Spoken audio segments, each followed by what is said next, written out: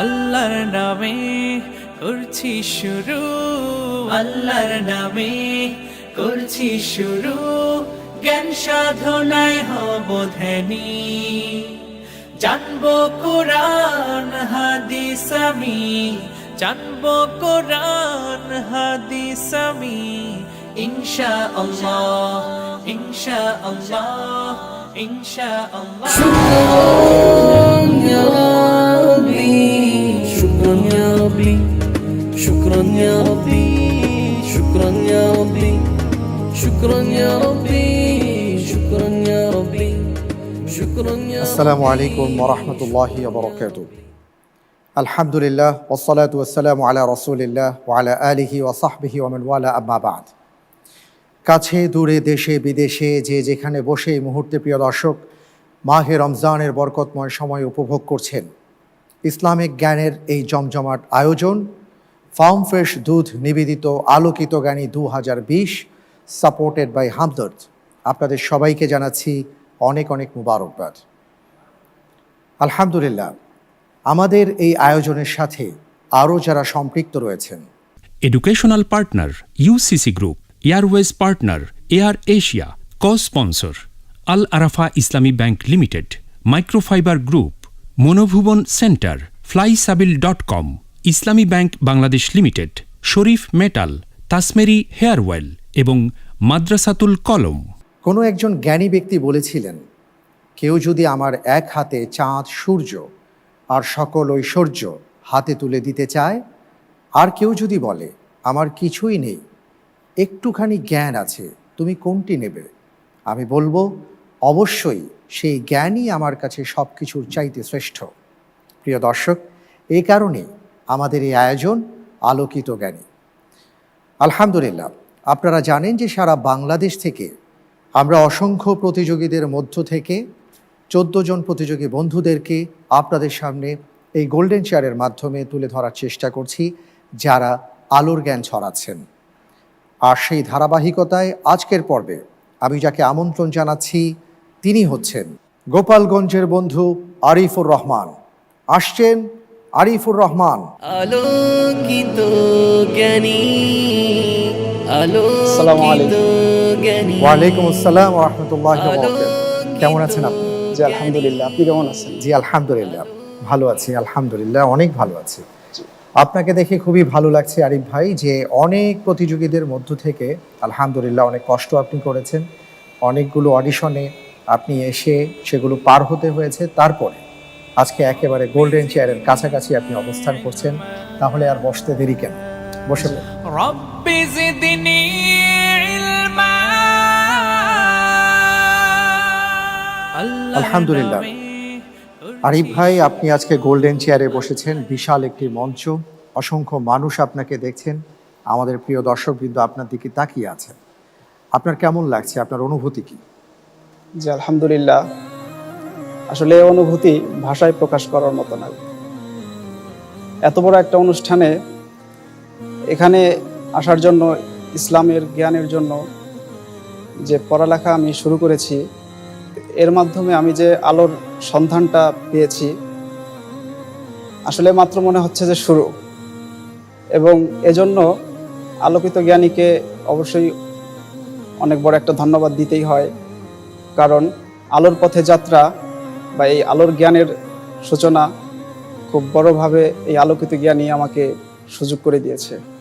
আলহামদুলিল্লাহ, আমরা দোয়া করি আজকের পর্বটি যেন ভালো হয়, আপনি যেন প্রত্যেকটি প্রশ্নের উত্তর সঠিকভাবে দিতে পারেন।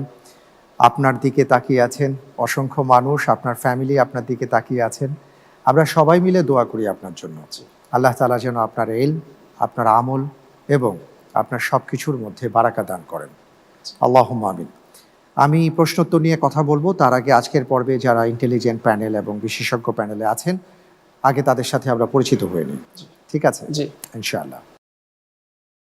প্রিয় দর্শক, আজকের পর্বে ইন্টেলিজেন্ট প্যানেলে 3 জন আলোকিত জ্ঞানী বন্ধু রয়েছেন, যাদের প্রত্যেককে আপনারা চেনেন, যারা এই গোল্ডেন চেয়ারে বসেছিলেন এবং আলো ছড়িয়েছিলেন। আমাদের মাঝে উপস্থিত আছেন আলোকিত জ্ঞানী সোহেল রানা, উপস্থিত আছেন মিজানুর রহমান, উপস্থিত আছেন ডাক্তার জুবায়ের আল মাহমুদ। আপনাদের সবাইকে জানাচ্ছি অনেক অনেক মোবারকবাদ।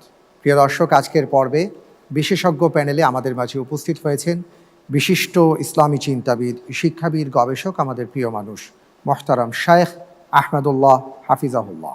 মোহতারাম, আপনাকে অনেক অনেক ধন্যবাদ জানাচ্ছি। সবার সাথে আমাদের পরিচয় হলো, আলহামদুলিল্লাহ। এবার প্রশ্নোত্তরের পালা।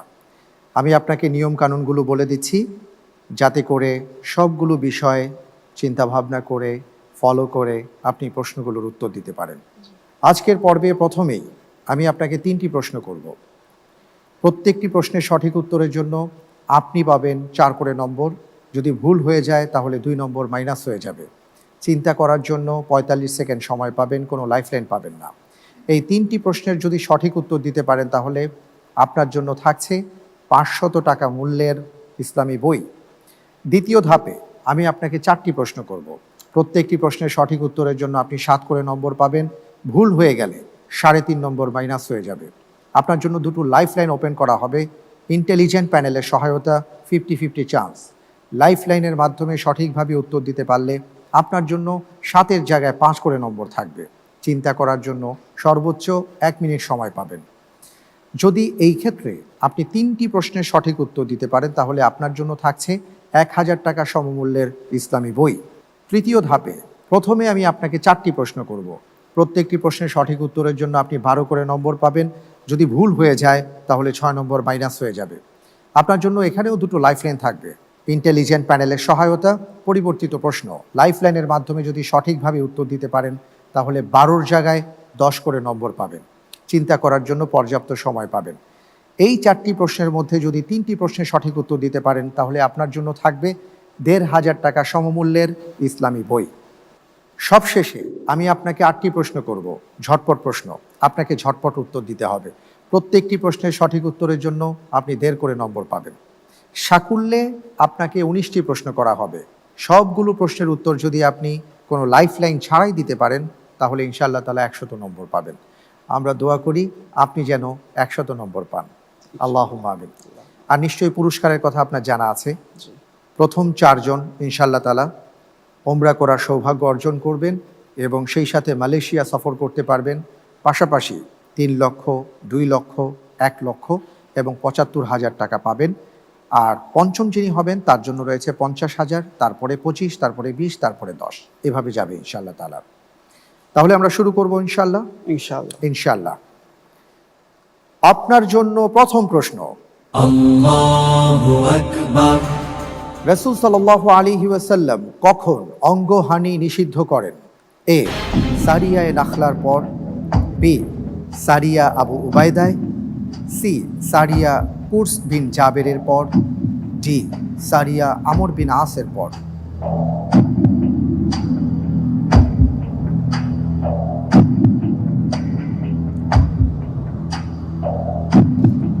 জি আলহামদুলিল্লাহ, আমি উত্তর হিসেবে বেছে নিচ্ছি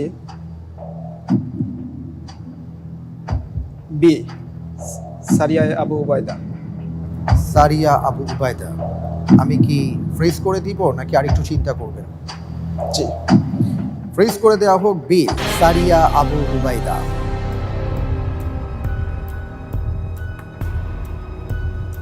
আপনি যে উত্তরটি দিয়েছেন আপনার উত্তরটি সঠিক হয়নি। উত্তর হচ্ছে সি, সারিয়া কুরস বিন জাবেরের পর।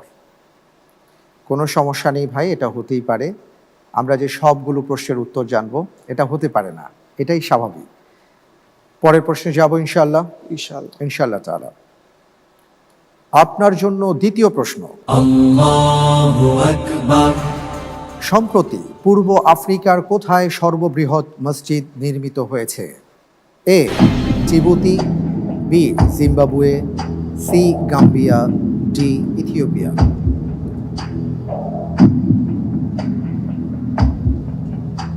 জি আলহামদুলিল্লাহ, আমি উত্তর হিসেবে বেছে নিচ্ছি ডি, ইথিওপিয়া। লক করে দিব। জি ইনশাআল্লাহ। ফ্রিজ করে দেওয়া হোক। D, Ethiopia.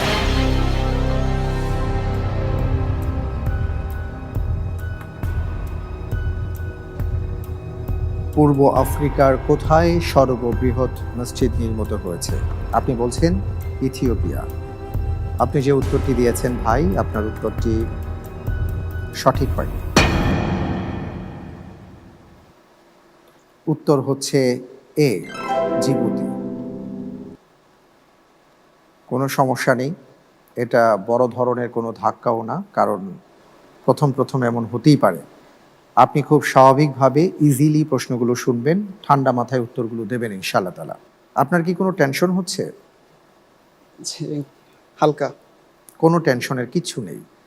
ইন্নাল্লাহা মা'ানা, আল্লাহ আমাদের সাথে আছেন, আল্লাহ আমাদের সাহায্য করবেন। জি, আর এখানে আমরা যারা আছি সবাই আপনাকে সহযোগিতা করতে চাই ইনশাআল্লাহ তাআলা। আমরা পরের প্রশ্নে যাব।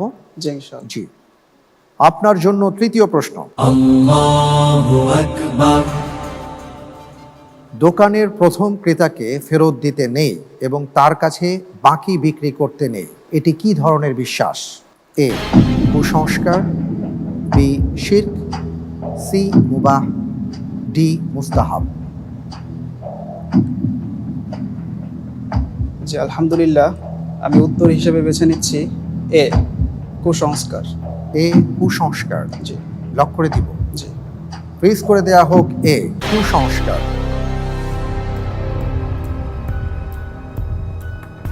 আপনি কি বলছেন? আমাদের সমাজে এটা প্রচলিত। কেউ যখন প্রথমেই আসেন, আমরা দেখি দোকানদারকে বলেন যে আপনি আমার প্রথম ক্রেতা, আমি আপনাকে ফেরাতে পারবো না, আমি আপনাকে দিতে চাই।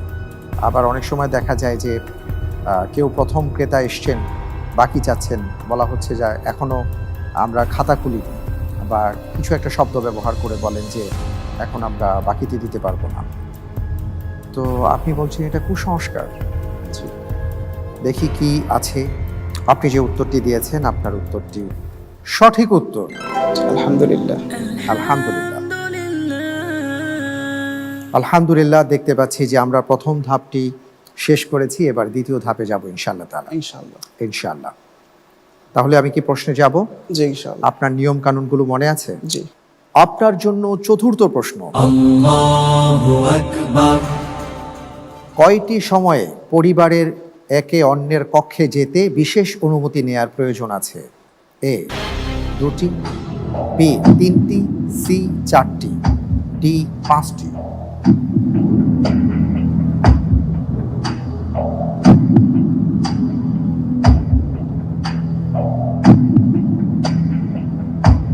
পবিত্র কোরআনে বলা হয়েছে এই ব্যাপারে। জি, জি আলহামদুলিল্লাহ, আমি উত্তর হিসেবে বেছে নিচ্ছি বি, 3টি সময়ে। বি, 3টি। লক করে দিব। জি ইনশাআল্লাহ। চিন্তা করার জন্য পর্যাপ্ত সময় ছিল, আমি কি লক করে দিব? জি ইনশাআল্লাহ। ফ্রিজ করে দেওয়া হোক বি, 3টি।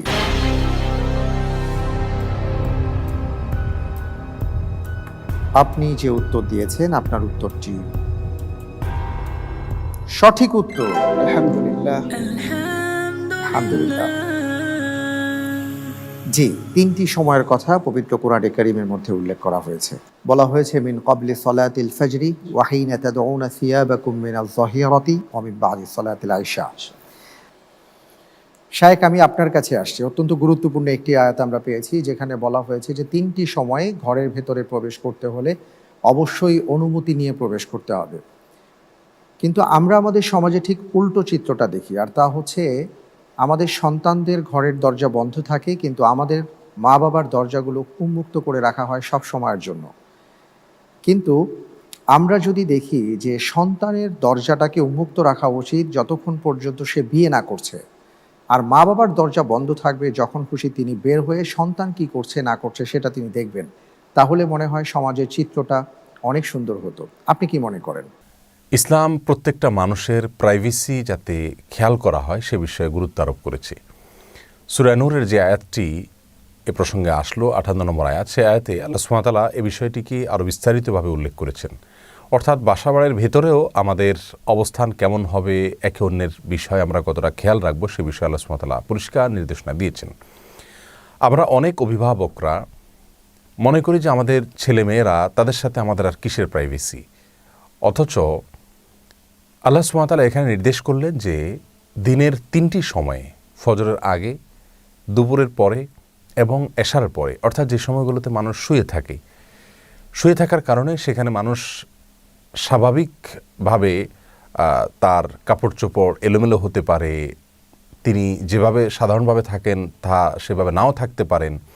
এই সমস্ত কারণে এই সময়গুলোতে নিজেদের ছেলেমেয়েরাও যদি হয়, কাজের লোকজনও যদি হয়, এমনকি ছোট বাচ্চাও যদি হয়, যারা হয়তো প্রাপ্তবয়স্ক হয়নি কিন্তু তার কাছাকাছি, তাদেরকেও নিজের কক্ষে প্রবেশ করার আগে অনুমতি নিতে বলা হয়েছে।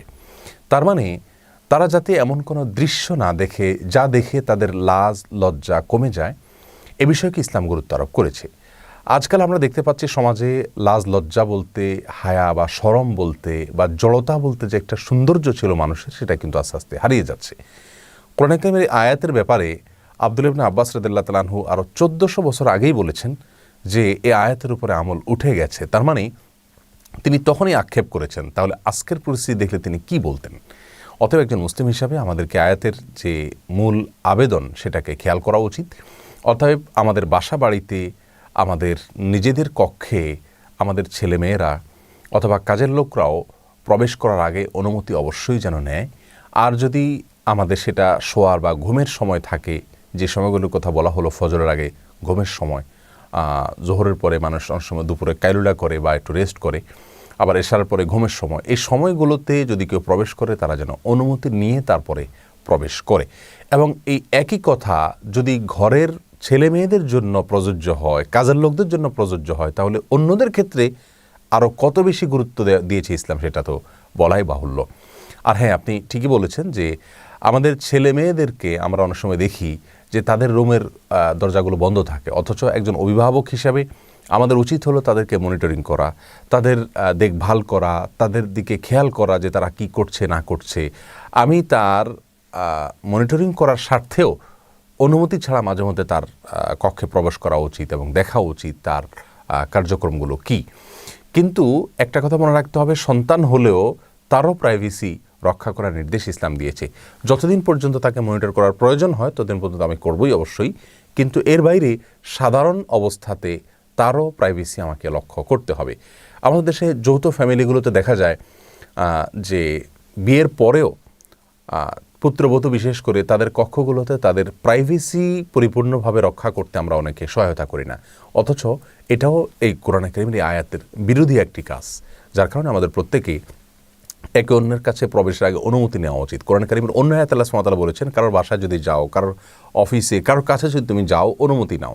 যদি তোমাকে অনুমতি দেয় প্রবেশ করো, যদি তোমাকে অনুমতি না দেওয়া হয় তাহলে ফারজিউ, তাহলে ফিরে যাও, সেটা তোমাদের জন্য অধিক কল্যাণকর। আপনি চিন্তা করুন যে এরকম একটা ছোট বিষয়, ক্ষুদ্র বিষয়কে কোরআন এত গুরুত্বের সাথে একাধিক জায়গায় উল্লেখ করেছে। তার মানে মানুষের প্রাইভেসি যাতে আমরা লক্ষ্য করি, যাতে খেয়াল করি, এবং এগুলোর মাধ্যমে ইসলামের যে সৌন্দর্য আছে সেগুলো যাতে আমরা চর্চা করি, সে নির্দেশ ইসলাম দিয়েছে আমাদেরকে। আল্লাহ সুবহানাহু ওয়া তাআলা আমাদের সকলকে ইসলামের প্রত্যেকটা সৌন্দর্যকে নিজেদের ভিতরে ধারণ করার তৌফিক দান করুন। অনেক অনেক ধন্যবাদ, খুবই গুরুত্বপূর্ণ কথা আপনি বলেছেন, জাযাকাল্লাহ খায়ের। পরের প্রশ্নে যাব ইনশাআল্লাহ। জি ইনশাআল্লাহ। ইনশাআল্লাহ তাআলা। আপনার জন্য এবারের প্রশ্ন, আল্লাহু আকবার। কোন দেশের রাষ্ট্রপ্রধান, সরকার প্রধান এবং সেনা প্রধান হলেন president? A Sudan, B Jordan, C Libya, D Syria.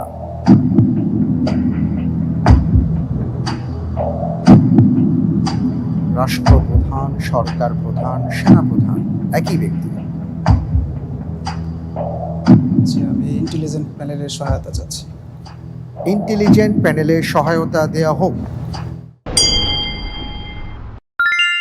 যে দেশের রাজধানীর নাম খার্তুম, এটাই সঠিক উত্তর।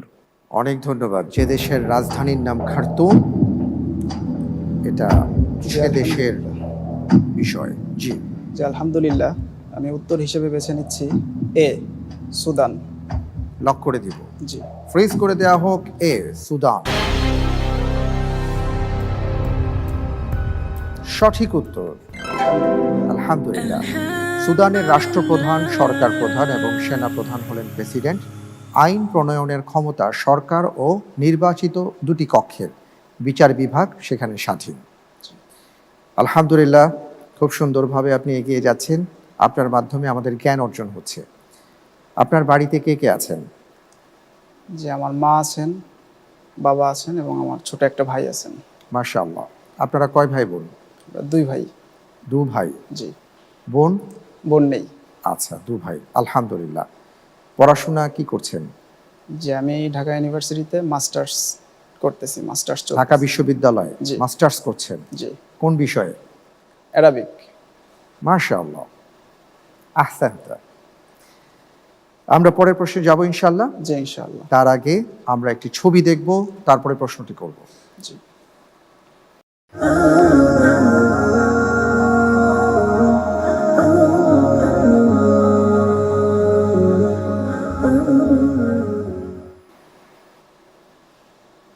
একটি চমৎকার মসজিদের ছবি আমরা দেখলাম, এবার প্রশ্নে যাব ইনশাআল্লাহ। জি ইনশাআল্লাহ। আপনার জন্য এবারের প্রশ্ন। Allahu Akbar. ছবিতে থাকা মসজিদটি নিচের কোন দেশে অবস্থিত?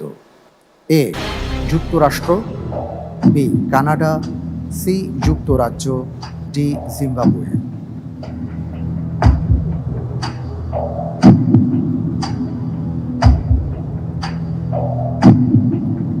এই 4টি দেশের যে কোনো দেশে এই মসজিদটি অবস্থিত। জি। আচ্ছা, আমি ইন্টেলিজেন্ট প্যানেলের হেল্প নিতে চাচ্ছি। আপনি 50-50 চান্স নিতে পারেন। জি 50-50 চান্স নিতে চাচ্ছি। আচ্ছা, 50-50 চান্স দেয়া হোক।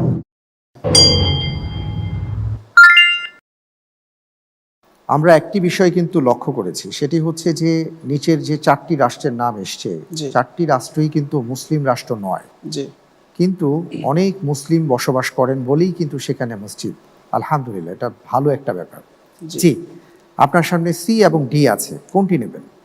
জি আলহামদুলিল্লাহ, আমি আল্লাহর উপরে ভরসা করে উত্তর নিচ্ছি সি যুক্তরাজ্য। লক করে দেওয়া হোক সি যুক্তরাজ্য। আপনি যে উত্তরটি দিয়েছেন, আপনার উত্তরটি সঠিক হয়নি। D Zimbabwe. কোনো সমস্যা নেই ভাই, আপনাকে প্রশ্ন করার আগে আমারও জানা ছিল না মসজিদটি কোথায় আছে। আমরা সব কিছু জানতে পারবো না, এটাই স্বাভাবিক। আমরা পরের প্রশ্নে যাব ইনশাআল্লাহ তাআলা। ইনশাআল্লাহ। ইনশাআল্লাহ তাআলা। তার আগে আমরা আমাদের কিছু ভালোবাসার মানুষ যে ভালোবাসার বার্তা দিয়েছেন এই আয়োজন সম্পর্কে, আমরা একটু তাদের কথা শুনি। জি ইনশাআল্লাহ। আলোকিত জ্ঞানীর এই আয়োজন প্রথম থেকে আমি দেখে এসেছি, জেনে এসেছি। বিশেষ করে সাইফুল ভাইয়ের সাথে সম্পর্কের কারণে আরও বেশিভাবে এই অনুষ্ঠানের সাথে আমি সম্পৃক্ত হয়ে এসেছি। আলোকিত জ্ঞানীর এই অনুষ্ঠানের মাধ্যমে সারা দেশের তরুণ প্রজন্মের মধ্যে যে উদ্দীপনা আমি দেখতে পাচ্ছি, আলহামদুলিল্লাহ এটি জাতিকে ইসলামের পথে আহ্বানের জন্য একটি অন্যতম প্ল্যাটফর্ম হবে বলে আমার বিশ্বাস। আমি ধন্যবাদ জ্ঞাপন করছি আলোকিত জ্ঞানীর আয়োজক প্রতিষ্ঠান এবং যারা স্পন্সর করছেন, যারা বিভিন্নভাবে সহযোগিতা করছেন, তাদের সবার কাছে আমার আন্তরিক মোবারকবাদ। আসসালামু আলাইকুম রহমতুল্লাহি ওয়া বারাকাতুহু। জি, পরের প্রশ্নে যাচ্ছি। ইনশাআল্লাহ। আপনার জন্য এবারের প্রশ্ন। Allahu Akbar. নিচের কোন মুহাদ্দিস জ্যোতির্বিদ ছিলেন? এ ইবনু হিব্বান, বি ইবনু সালাহ, সি হাকিম নিশাপুরি, ডি ইবনে হাজম রাহিমাহুল্লাহ।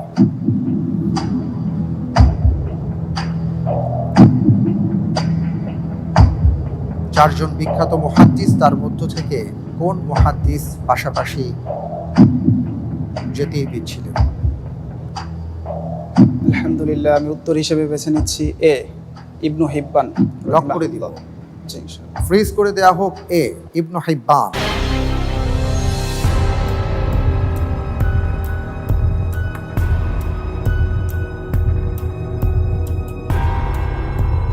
আপনি যে উত্তরটি দিয়েছেন, আপনার উত্তরটি সঠিক হয়েছে। আলহামদুলিল্লাহ। আলহামদুলিল্লাহ, আলহামদুলিল্লাহ। আমরা দ্বিতীয় ধাপ শেষ করলাম। আপনি 4টি প্রশ্নের মাঝে 3টি প্রশ্নের সঠিক উত্তর দিতে পেরেছেন। আপনার জন্য রয়েছে সমকালীন প্রকাশন এবং মাকতাবাতুল বায়ানের সৌজন্যে 1000 টাকা সমমূল্যের ইসলামী বই। আলহামদুলিল্লাহ। আলহামদুলিল্লাহ। আমরা তৃতীয় ধাপে যাব। অত্যন্ত গুরুত্বপূর্ণ একটি ধাপ, আপনি বুঝতেই পারছেন। আপনার নিয়মকানুনগুলো নিশ্চয়ই মনে আছে। আবারও একটু স্মরণ করিয়ে দিচ্ছি। অত্যন্ত ঠান্ডা মাথায় চিন্তা ভাবনা করে আপনি প্রশ্নগুলোর উত্তর দেবেন, কারণ চিন্তা করার জন্য পর্যাপ্ত সময় পাবেন। যাবো ইনশাআল্লাহ তাআলা। জি ইনশাআল্লাহ। ইনশাআল্লাহ। আপনার জন্য অষ্টম প্রশ্ন। আল্লাহু আকবার। আমি তোমাকে সকল মানুষের জন্য নেতা মনোনীত করেছি। কার সম্পর্কে আল্লাহ তাআলা এই কথা বলেছেন? এ আদম আলাইহিস সালাম, বি মুহাম্মদ সাল্লাল্লাহু আলাইহি সাল্লাম, সি ইব্রাহিম আলাইহিস সালাম, ডি মুসা আলাইহিস সালাম। আল্লাহ রাব্বুল আলামিন কাকে এই কথাটি বলেছেন? সকল মানুষের জন্য নেতা।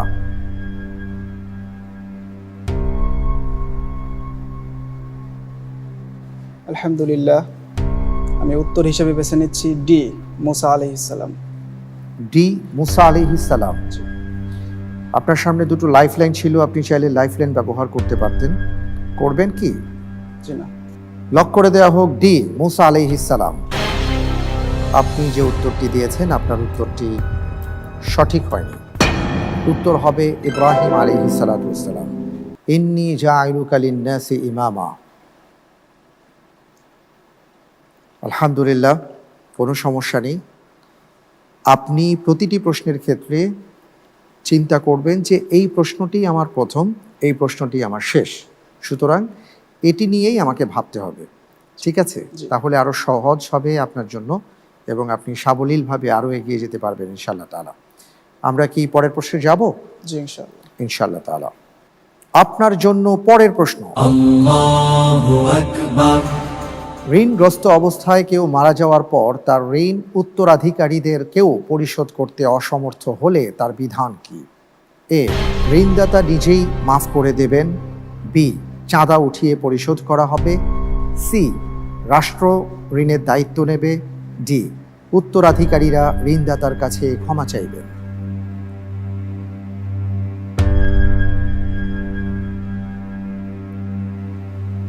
ইন্টেলিজেন্ট প্যানেলের সহায়তা চাচ্ছি। ইন্টেলিজেন্ট প্যানেলের সহায়তা দেয়া হোক। সালাত প্রতিষ্ঠা করা, জাকাত আদায় করা, সৎ কাজের আদেশ করা ও অসৎ কাজের নিষেধ করার মূল দায়িত্ব যার উপর অর্পিত, তিনি এই কাজটি করবেন। জি, বুঝতে পেরেছেন? জি আলহামদুলিল্লাহ, আমি উত্তর হিসেবে বেছে নিচ্ছি সি, রাষ্ট্র ঋণের দায়িত্ব নেবে। রাষ্ট্র ঋণের দায়িত্ব নেবে। জি। লক করে দিব। জি। ফ্রিজ করে দেওয়া হোক সি।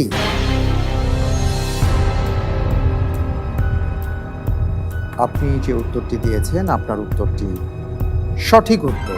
আলহামদুলিল্লাহ। আলহামদুলিল্লাহ। এ বিষয়ে ইন্টেলিজেন্ট প্যানেলে আছেন মিজানুর রহমান খান। আমি আপনার দৃষ্টি আকর্ষণ করছি। কোনো ঋণগ্রস্ত ব্যক্তি মৃত্যুবরণ করলেন আর রাষ্ট্র তার দায়িত্বভার গ্রহণ করবেন, তার ঋণ পরিশোধ করবেন, এই বিষয়টা কেন এসছে? আসলে মূলত মুসলিম সমাজের অর্থনৈতিক যে কর্মকাণ্ড আছে তার অন্যতম ভিত্তি হচ্ছে ঋণ প্রদান বা ঋণ পরিশোধ। আমরা রাসূল সাল্লাল্লাহু আলাইহি ওয়াসাল্লামের সময় দেখি যে এরকম একজন ব্যক্তির জানাজা রাসূল সাল্লাল্লাহু আলাইহি ওয়াসাল্লাম যখন পড়াতেন, পড়ানোর আগে উনি একটা প্রশ্ন করতেন যে এই ব্যক্তির কোনো ঋণ আছে কিনা। যদি বলা হতো যে তার কোনো ঋণ নেই তাহলে উনি জানাজা পড়তেন। যদি বলা হতো ঋণ আছে তখন উনি জানাজা পড়তেন না বা উনি দায়িত্ব নিতেন যে যদি পরিশোধের কেউ না থাকতো। আমরা জানি যে হাদিসে আছে রাসূল সাল্লাল্লাহু আলাইহি ওয়াসাল্লাম বলেছেন যে কুল্লু যামবিন ইউগফারু লিশ-শাহীদি ইল্লা দাইন। একজন শহীদের সব গুনাহ মাফ করে দেওয়া হয় কিন্তু ঋণের গুনাহ বাদে। তার মানে ঋণ নেওয়া যেমন দরকারি বা প্রয়োজনীয় বিষয় সমাজের জন্য, ব্যক্তির জন্য, পরিবারের জন্য গুরুত্বপূর্ণ, ঠিক তেমন সময় মতো সেটা পরিশোধ করাও অত্যন্ত দরকারি বা প্রয়োজনীয় একটি বিষয়। আমরা জানি যে কোরআনে একটি আয়াত আছে, অনেক বড় লম্বা আয়াত, যে আয়াতকে বলা হয় আয়াতুদ দাইন। প্রায় 1 পৃষ্ঠা জুড়ে সে আয়াতটি রয়েছে।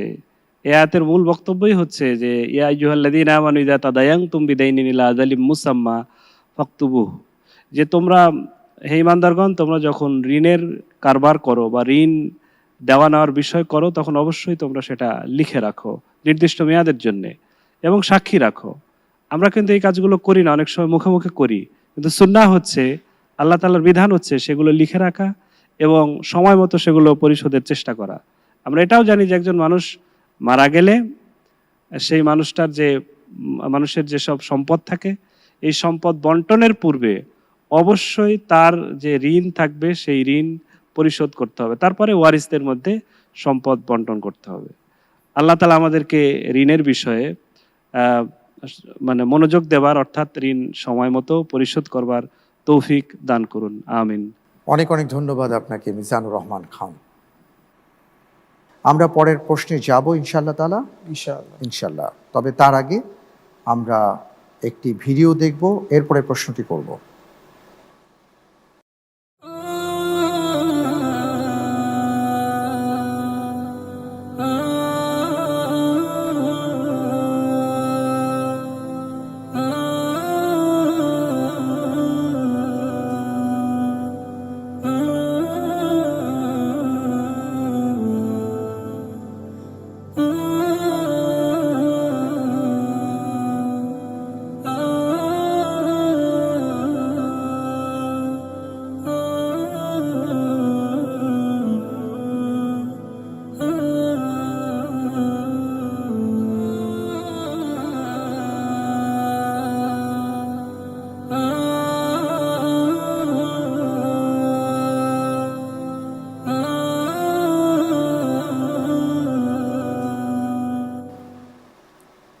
আমরা একটি হৃদয় বিদারক দৃশ্য দেখলাম, অর্থাৎ বৃদ্ধাশ্রমের কিছু ফুটেজ আমরা দেখলাম। প্রত্যেক মা বাবার স্থান হোক তার সন্তানের কলিজায়, সেই দোয়া করি বৃদ্ধাশ্রম যেন না হয়। আমরা প্রশ্নে যাব ইনশাআল্লাহ, ইনশাআল্লাহ তাআলা। আপনার জন্য এবারের প্রশ্ন, আল্লাহু আকবার। মা বাবার উভয়কে অথবা তাদের একজনকে বার্ধক্যকালে পেলে কোরআনুল কারীম কেমন আচরণের নির্দেশ দেয়? এ, উ শব্দটিও বলো না, ধমক দিও না এবং শিষ্টাচারপূর্ণ কথা বলো। বি, ধমক দিও না, গালি দিও না এবং মন্দ নামে ডেকো না। সি, উহ শব্দটিও বলো না, গালি দিও না এবং শিষ্টাচারপূর্ণ কথা বলো। জি, মন্দ নামে ডেকো না, ধমক দিও না এবং শিষ্টাচারপূর্ণ কথা বলো। জি আলহামদুলিল্লাহ, আমি উত্তর হিসেবে বেছে নিচ্ছি এ, ও শব্দটিও বলো না, ধমক দিও না এবং শিষ্টাচারপূর্ণ কথা বলো। এ, জি, লক করে দিব, জি। ফ্রিজ করে দেয়া হোক এ।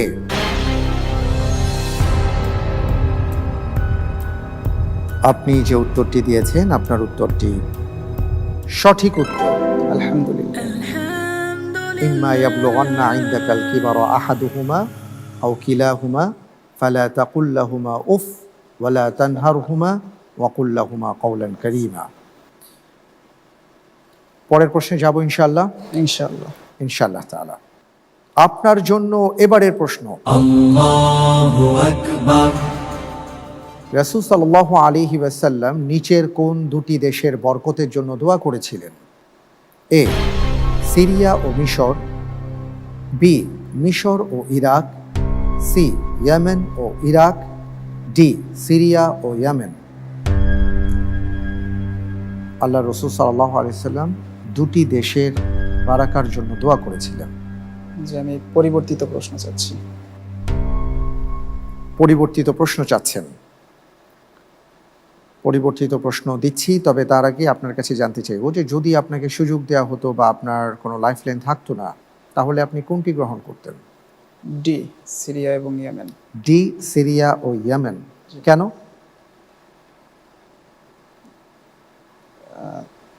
কাবার চাবি রক্ষণাবেক্ষণ তো ইয়ামেনের।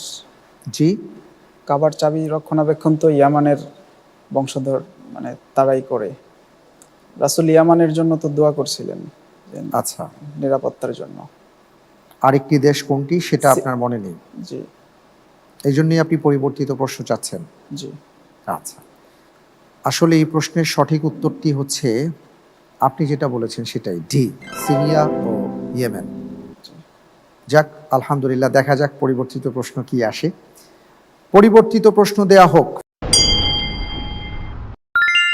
হাদিস অনুযায়ী কোথায় অপরাধের শাস্তি দেয়া নিষিদ্ধ? এ, কবরস্থানে, বি, খোলা ময়দানে, সি, মসজিদের মধ্যে, ডি, ঘরের মধ্যে। অপরাধের শাস্তি কোথায় দেয়া যাবে না? আলহামদুলিল্লাহ, আমি উত্তর হিসেবে বেছে নিচ্ছি সি, মসজিদের মধ্যে। সি, মসজিদের মধ্যে। লক করে দিব, জি। ফ্রিজ করে দেওয়া হোক সি, মসজিদের মধ্যে। আপনি যে উত্তরটি দিয়েছেন এটা ছিল পরিবর্তিত প্রশ্নের উত্তর এবং তৃতীয় ধাপের চতুর্থ প্রশ্ন। আপনার উত্তরটি সঠিক হয়েছে। আলহামদুলিল্লাহ। আলহামদুলিল্লাহ, জি, মসজিদের মধ্যে শাস্তি দেওয়া নিষিদ্ধ। আলহামদুলিল্লাহ, এরই সাথে আমাদের তৃতীয় ধাপের 4টি প্রশ্ন আমরা উত্তর সহকারে সমাপ্ত করলাম। এবার আপনার সামনে রয়েছে ঝটপট প্রশ্ন এবং আমরা ইনশাআল্লাহ তাআলা ঝটপট প্রশ্ন শুনব, উত্তরও জানবো আপনার কাছ থেকে। আপনি 3টি প্রশ্নের সঠিক উত্তর দিয়েছেন এই ধাপে, এই জন্য আপনার জন্য রয়েছে উপহার, মাকতাবাতুল বায়ান এবং সমকালীন প্রকাশনের সৌজন্যে ১৫০০ টাকা সমমূল্যের ইসলামী বই। জি, আলহামদুলিল্লাহ। আমরা যাব ইনশাআল্লাহ তাআলা। জি, ইনশাআল্লাহ। ইনশাআল্লাহ। আপনার জন্য ঝটপট প্রশ্ন। আল্লাহু আকবার। জান্নাতীদের খিদমতে কারা থাকবেন? ছোট ছোট বালক বা চিরকিশোরগণ। ঠিক আছে। কোরআনে কোন গুনাহকে জুলমুন আযীম বলা হয়েছে? শিরক। শিরক, সঠিক। হাদিসে কোন আমলকে দলিল বলা হয়েছে? দান, সদকা। সাদাকা, সঠিক উত্তর। হুনাইন যুদ্ধ কাদের বিরুদ্ধে পরিচালিত হয়? মুশরিকদের। বনু সাকিফ ও হাওয়াজিন। জি। হুদাইবিয়ার সন্ধিতে কতজন সাহাবী অংশগ্রহণ করেন? ১৪,০০০। ১৪০০। ১৪০০। জি। প্রথম মহিলা সাহাবী কে ছিলেন? খাদিজা। সঠিক উত্তর, খাদিজা রাদিয়াল্লাহু তাআলা আনহা। পানিপথের তৃতীয় যুদ্ধ কখন হয়? ১১৯২। ১৭৬১ সালে। আরবি মাস কত দিনে হয়? ৩০-২৯। ৩০-২৯, সঠিক উত্তর। মাশাআল্লাহ, 8টি প্রশ্ন আপনাকে করেছিলাম, এর মধ্যে আপনি 5টি প্রশ্নের সঠিক উত্তর দিতে পেরেছেন। আলহামদুলিল্লাহ। আজকের পর্বে 19টি প্রশ্ন আপনাকে করেছিলাম, তো আলহামদুলিল্লাহ আপনি বিভিন্ন প্রশ্নের উত্তর দিয়েছেন, আমরা জানতে পেরেছি। সাকুল্যে আপনি যে নম্বর পেয়েছেন, আপনার প্রাপ্ত নম্বর হচ্ছে 49 নম্বর। আলহামদুলিল্লাহ। আলহামদুলিল্লাহ, আপনাকে অনেক অনেক মুবারকবাদ। ইনশাআল্লাহ তাআলা যদি আল্লাহ রব্বুল আলামিন তৌফিকে রাখেন তাহলে হয়তো আগামী পর্বে দেখা হতে পারে গোল্ডেন চেয়ারে। আমি আপনার কাছ থেকে আজকে বিদায় নিচ্ছি। আলহামদুলিল্লাহ, প্রিয় দর্শক, আজকের পর্বে আমাদের আরিফ ভাই অত্যন্ত চমৎকারভাবে বেশ কিছু প্রশ্নের উত্তর দিয়েছেন। আমরা অনেক কিছু জানতে পেরেছি, জ্ঞান অর্জন করেছি। আল্লাহ তাআলা এই জ্ঞানগুলোকে আমাদের ভালো কাজে ব্যবহার করার তৌফিক দান করুন, আমিন। আমরা অনুষ্ঠানের একেবারে শেষ পর্যায়ে চলে এসেছি, বিদায় নেব। তার আগে আপনাদের জন্য আমাদের জ্যাকপট প্রশ্ন, তা হচ্ছে সাওম কোন ভাষার শব্দ? যদি উত্তর জানা থাকে মোবাইলের মেসেজ অপশনে গিয়ে টাইপ করুন ALO আলো স্পেস দিয়ে আপনি আপনার নাম, ঠিকানা, সঠিক উত্তর সহকারে পাঠিয়ে দিন 27171 নম্বরে আজ রাত 12টার মধ্যে। পাশাপাশি চাইলে আমাদের আলোকিত জ্ঞানী ফ্যান পেজেও আপনারা ইনবক্সে সঠিক উত্তরটি লিখে রাত 12টার মধ্যে পাঠাতে পারেন। সঠিক উত্তরদাতাদের মধ্য থেকে লটারির মাধ্যমে আমরা বিজয়ী বন্ধুদের নাম ঘোষণা করব, আর তাদের জন্য রয়েছে ডিজিটাল পাবলিকেশনসের সৌজন্যে আকর্ষণীয় উপহার কোরআনিক পেন। এবার জানিয়ে দিচ্ছি গত পর্বের বিজয়ী বন্ধুদের নাম। গাজীপুরের বন্ধু সুমা, মোবাইল 017301830 এবং বগুড়ার বন্ধু ফাতেমা, মোবাইল 018011890। আপনাদেরকে অভিনন্দন। আজকের পর্বে ইন্টেলিজেন্ট প্যানেল এবং বিশেষজ্ঞ প্যানেলে যারা রয়েছেন আপনাদের সবাইকে অনেক অনেক মোবারকবাদ জানিয়ে আজকের মতন বিদায় নিচ্ছি। আবার ইনশাআল্লাহ তাআলা ঠিক একই সময় একই চ্যানেলে আপনাদের সাথে আগামীকাল দেখা হবে। আল্লাহ হাফিজ। আসসালামু আলাইকুম ওয়া রাহমাতুল্লাহি ওয়া বারাকাতুহু। হাদিস আমি ইনশাআল্লাহ ইনশাআল্লাহ ইনশাআল্লাহ ইনশাআল্লাহ হব আমি হব আলোকিত জ্ঞানী।